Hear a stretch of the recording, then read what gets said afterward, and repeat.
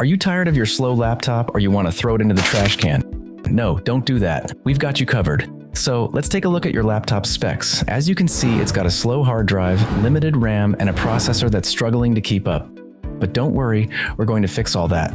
Step 1. Installing a solid-state drive or SSD. This is going to make a huge difference in our laptop's performance. SSDs are much faster than traditional hard drives, so we'll be able to load programs and files in no time. Step 2. Upgrading our RAM.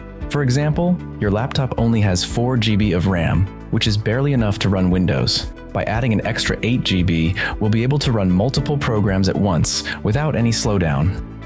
Step 3. Repasting thermal paste. Over time, the thermal paste on our laptop's CPU can dry out, causing it to overheat. By repasting it, we'll be able to keep our CPU cool and running smoothly. And there you have it. With these simple upgrades, we transformed Old Potato Laptop into a fast and workable machine.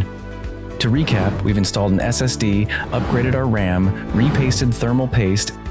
These simple upgrades have made a huge difference in our laptop's performance. Thanks for watching, and I'll see you in the next video.